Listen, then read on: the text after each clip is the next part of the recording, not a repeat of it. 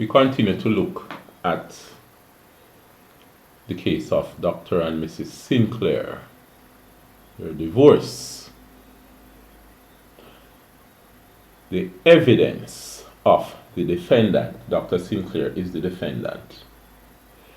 The evidence of the defendant is that throughout the marriage, the claimant, Mrs. Sinclair, Sergio Sinclair that is, had no desire to work except to work with him in his practice. He asserts that while he did not discourage her from finding and keeping employment generally, he had no desire for her to work with him. So he always discouraged her in those thoughts. He contends that the claimant, Mrs. Sinclair, is not unemployable as she received academic qualifications from CAST, now the University of Technology, UTech, from years ago, and she recently received, just last year, it would be in about 2020, a degree from the University of the West Indies, and that there may have been a time for about a year or two during the marriage when she was employed. Remember, she said that Dr. Sinclair told her not to work, but to stay home, and he would take care of her. But now Dr. Sinclair is saying that that is not so. He never encouraged her from working. But let's continue.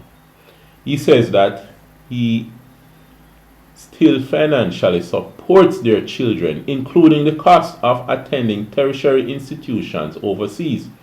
He adds that he is financially responsible for his other children who are not of the marriage. Oh, by the way, at this point, let me mention here, I've read through the case and I see that Dr. Sinclair is the father of 9 children. Now, he fathered some of those children after she was married to Mrs. Sinclair, but with other women. I'm suspecting that this behavior on the part of Dr. Sinclair is part of the reason why they are divorcing. But we continue. Children whom he cannot in good conscience treat in any lesser manner than the children he fathered with the claimant, Mrs. Sinclair. He also asserts that he continues to be faced with financial difficulties with his loan obligation. So remember, Mrs. Sinclair in her evidence said that Dr. Sinclair is not financially supporting the children, but Dr. Sinclair is saying that he is financially supporting the children. So you can see the back and forth and the accusations between once loving husband and wife as they battle out in the court. Now, he says that notwithstanding his financial obligation, he is prepared to assist the claimant with monthly maintenance until she is able to secure employment in the amount of $75,000.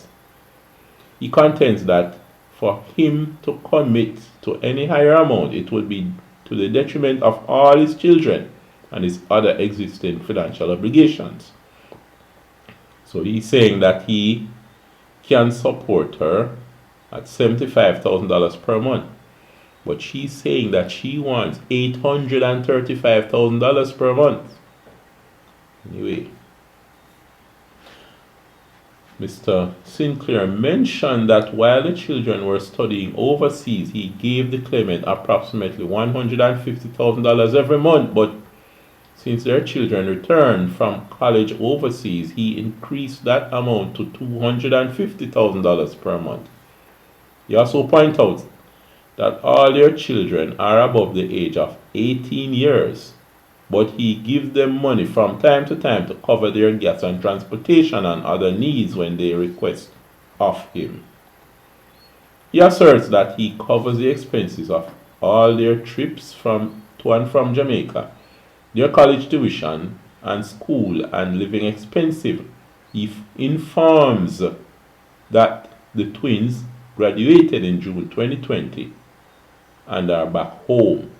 His son, P, is away, having started his second year in college, and that he is has already paid all his first semester fees. His daughter, A, has also started her second year at college.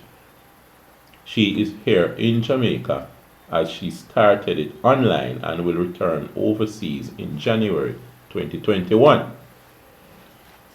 Mr. Sinclair alleges that over the years the claimant has had ample opportunity to find employment but chose not to.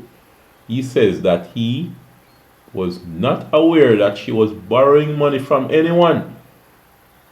But if she did in fact borrow the sum stated, he is not responsible for the repayment of these sums. He also says that since he left the family home, his expense to include rent, grocery, light, water, and cable at the apartment that he currently leases has increased. He lists his expenses as follows. Maintenance for 4 other children, one of whom has a special condition. Whoa, $500,000. Mortgage payment for the Cherry Garden home, $625,000. BNS loan, $313,000. Sagicor loan, $372,000. ISP finance loan, $135,000. Other loan obligations, $440,000. Car loan, $425,000. Loan for car loans for the kids and in the marriage, $68,000. Total, more than $2 million. Almost $2.9 million. Mr. Sinclair further states that he received no earning from the Moureen Bay Imaging Limited, MoneyGram in York Pharmacy, Asia Cafe in York Pharmacy, and the UHWI, or the Supreme Ventures outlet in York Plaza. However, from the Clock Tower Medical Diagnosis Limited for the Jamaica Cancer Society, which is a charity, he earns collectively approximately $105,000 per month. In addition to that amount, he states that he also earns approximately $3,777,000 per month. He says that although he is a shareholder in other businesses, the income he receives from these businesses is dependent on their annual profitability.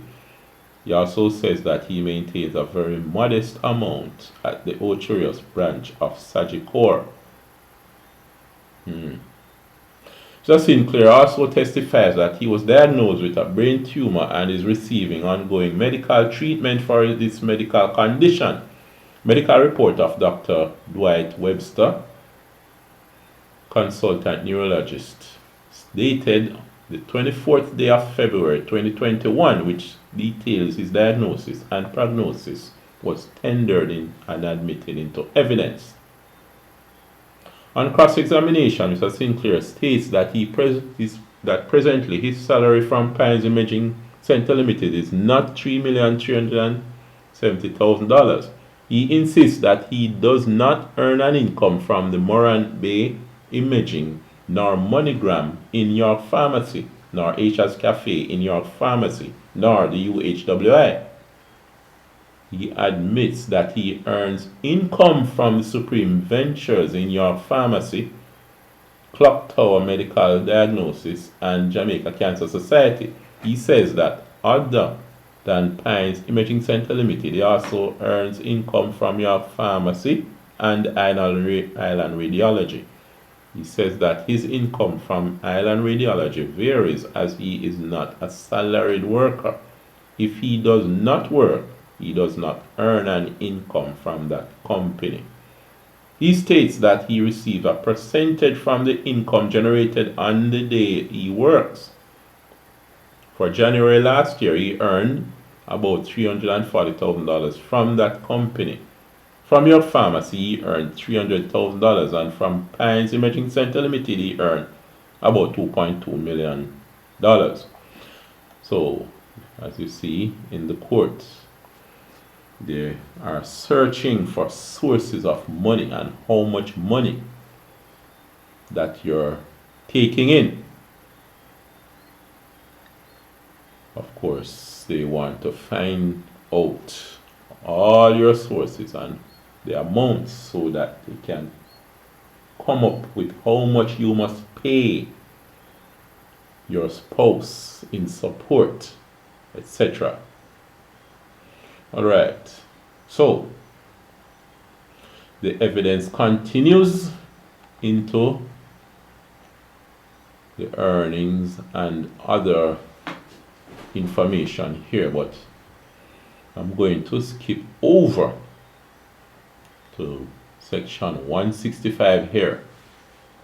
Mr. Sinclair says that he has 9 children, 4 of whom are minors.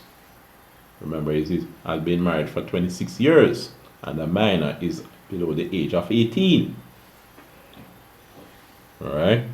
The eldest child after his last child with his wife is 12 years old.